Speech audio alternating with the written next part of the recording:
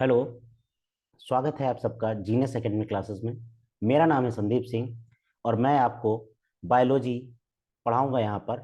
और जो आपके नीट के एग्जाम में जो क्वेश्चंस आते हैं उनको यहाँ पर छोटे छोटे टॉपिक के फॉर्म में सॉल्व करने की कोशिश करूंगा, जिससे आपको इजी नोट जैसे कंटेंट मिल जाएं और आप आराम से क्वेश्चन सॉल्व करो।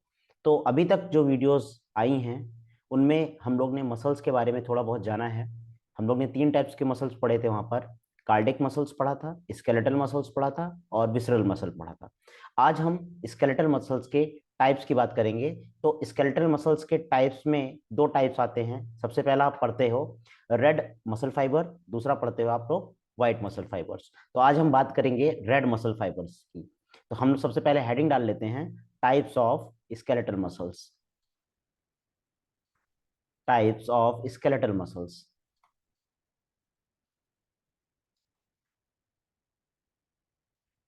ठीक है। जब हम बात करते हैं टाइप्स ऑफ स्केलेटल मसल्स की, तो बेसिकली 2 टाइप के स्केलेटल मसल्स होती हैं। पहला हम लोग लिखते हैं red muscle fibre. Red muscle fibre. ठीक है। और सेकंड नाम हम लिखते हैं व्हाइट मसल फाइबर्स। देखिए, यहां पर नीट में क्वेश्चन बनते हैं और ये दोनों फाइबर्स जो हैं इंपॉर्टेंट हैं। तो हम सबसे पहले आज बात करेंगे रेड मसल फाइबर्स की। तो हमारा टॉपिक जो है वो है हमारा red muscle fibres. Red muscle fibres. Red muscle fibre जो है बेसिकली ये स्लो वर्क करते हैं और एरोबिक कंडीशन में वर्क करते हैं। कैसे कंडीशन में? एरोबिक कंडीशन में वर्क करते हैं। ठीक है। ये क्या है? रेड मसल फाइबर्स हैं। ठीक। तो ये हमारा टॉपिक है, इसमें हम हेडिंग में आज थोड़ा सा इसको पढ़ने की कोशिश करेंगे। तो सबसे पहला पॉइंट है जो हमको जानना है इसमें, कि बेसिकली ये जो मसल फाइबर्स हैं रेड कलर या डार्क कलर के दिखते क्यों हैं? क्योंकि ये डार्क कलर की इसलिए दिखते हैं क्योंकि इनमें पाया जाता है मायोग्लोबिन। तो सबसे पहला पॉइंट यही लिखेंगे कि डार्क कलर क्यों होते हैं, ये कैसे दिखते हैं डार्क कलर के। डार्क कलर के दिखते हैं ये, और due to high content of content of myoglobin. ठीक है। Due to high content of myoglobin, पहला पॉइंट। दूसरा पॉइंट इसमें हम देखते हैं, मायोग्लोबिन क्या होता है? मायोग्लोबिन आयरन कंटेनिंग प्रोटीन होती है। ठीक है।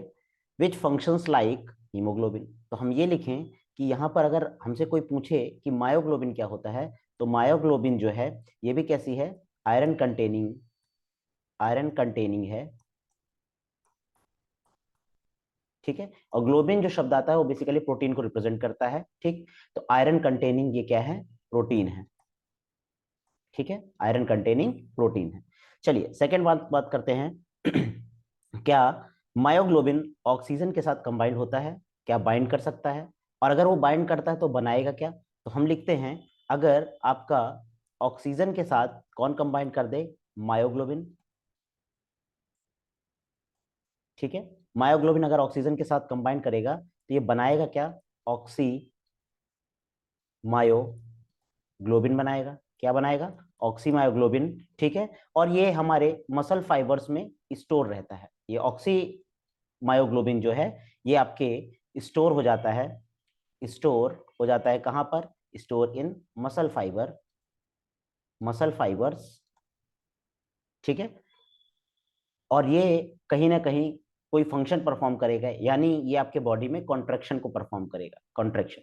तो जब मसल कॉन्ट्रेक्शन होगा उस समय ये वर्क करेगा। तो स्टोर कहाँ होता है? मसल फाइबर्स में।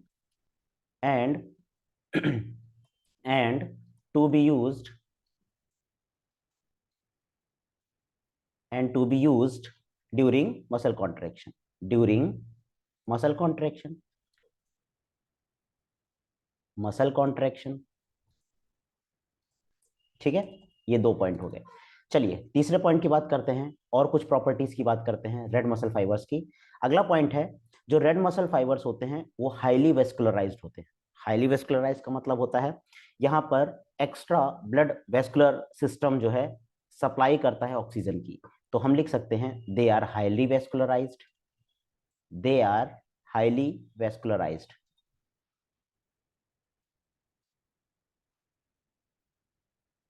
कैसे होते हैं ये? हाईली वेस्कुलराइज्ड होते हैं। और हाईली वेस्कुलराइज्ड होंगे इसका मतलब क्या आता है? इसका मतलब हम बोलेंगे have extra extra blood vascular blood vascular have extra blood vascular system to supply to supply किसके लिए? To supply O2, oxygen supply के लिए यहाँ पर जो वेस्कुलर सिस्टम होता है वो हाईली वेस्कुलराइज्ड होता है। ठीक है, चौथा पॉइंट की बात करते हैं। अगर हम बात करें साइज की, तो क्या ये मसल फाइबर्स बहुत ही बड़े दिखेंगे या बहुत मोटे दिखेंगे? तो ये मसल फाइबर जो हैं आपके छोटे होते हैं और थिनर होते हैं। ठीक है, then the fast muscle fibre, जिनको हम वाइट मसल फाइबर के नाम से भी जानते हैं। तो इनका जो साइज होता है इन साइज, ये कैसे होते हैं? अगर हम इनकी साइज की बात करें तो ये फाइबर जो होते हैं, ठीक है, ये फाइबर जो होंगे उनकी दो प्रॉपर्टी होगी। ये पहली बात तो थिनर होंगे। कैसे होंगे? थिनर होंगे, पतले होंगे और स्मॉल होंगे। कैसे होंगे? स्मॉल। तो ये दो प्रॉपर्टी हो गई मसल फाइबर्स की। ठीक है, और ये फास्ट मसल फाइबर से कहीं ना कहीं पतले भी होंगे और छोटे भी होंगे। अच्छा, ये क्या क्या कंटेन करते हैं? इनमें क्या क्या चीज पाया जाता है? आखिर हम बात करते हैं रेड मसल फाइबर्स की, तो क्या इनमें कुछ कंटेंट पाया जा रहा होगा या कुछ ये स्पेशल प्रॉपर्टीज रखते होंगे? तो चलिए हम बात करते हैं फिफ्थ पॉइंट की।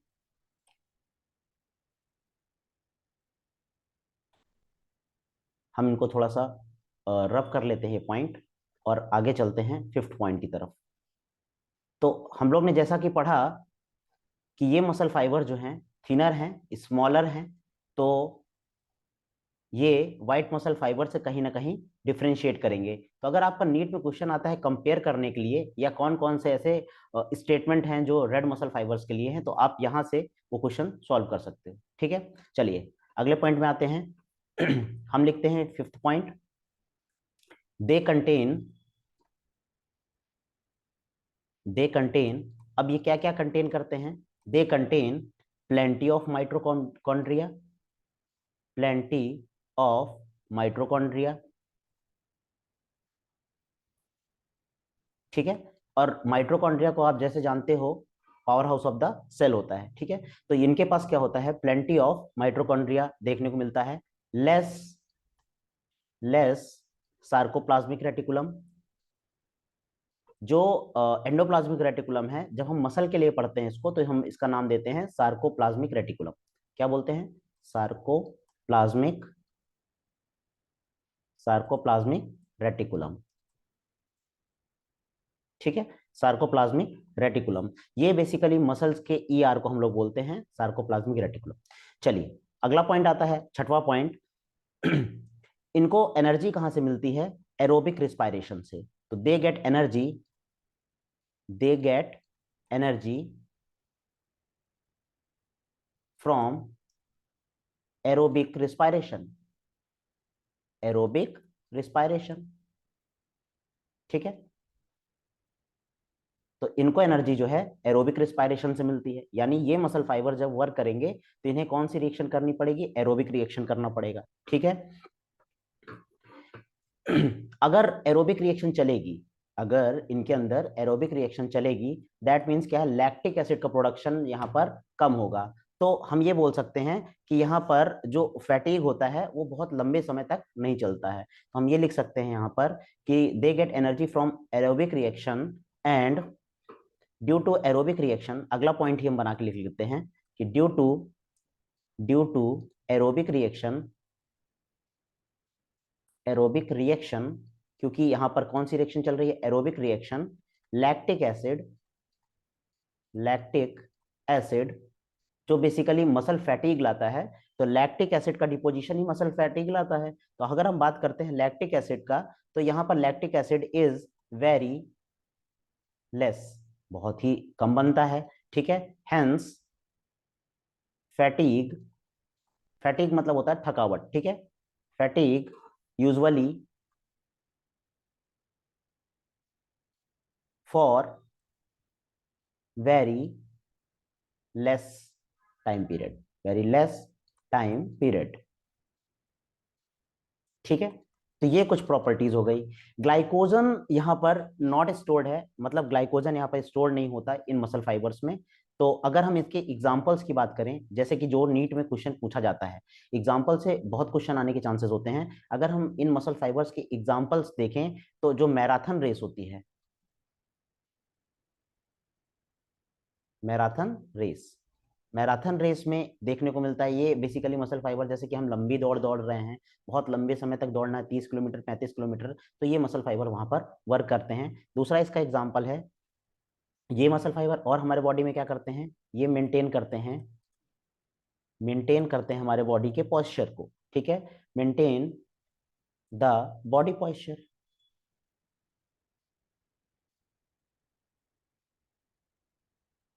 ठीक है, अगेंस्ट ग्रेविटी, ठीक है, अगेंस्ट ग्रेविटी। और तीसरा एग्जांपल एक और जान लीजिएगा, एवियन फ्लाइट, जैसे जो बर्ड्स फ्लाइट करती हैं लंबे लंबे समय तक, ठीक है। Avian flight muscles for slow flying, for slow flying, slow flying, ठीक है। एग्जाम्पल के लिए अगर हम यहाँ पर लिखना चाहें तो काइट। तो ये कुछ हमारे यहाँ पर कंटेंट है जो हमारे लिए इम्पोर्टेंट है नीट के एस्पेक्ट से, और रेड मसल फाइबर से जो क्वेश्चन बनते हैं वो इनसे आपके सॉल्व हो जाएंगे। तो मिलते हैं आपसे नेक्स्ट वीडियो में, जिसमें हम लोग व्हाइट मसल फाइबर्स के बारे में जानेंगे। तब तक आप हमारे साथ बने रहिए और हमारे यूट्यूब चैनल को फॉलो करिए, सब्सक्राइब करिए, जिससे हम आपके लिए इस तरह के वीडियो, शॉर्ट वीडियोस बनाते रहें, जिससे आपकी नीट की अच्छी सी तैयारी हो सके और आप स्लो स्लो किसी भी टॉपिक का रिवीजन, एज अ रिवीजन समझ लीजिए, या आप चीज़ों को समझ सकें। तो मिलते हैं आपसे नेक्स्ट वीडियो में। Thank you.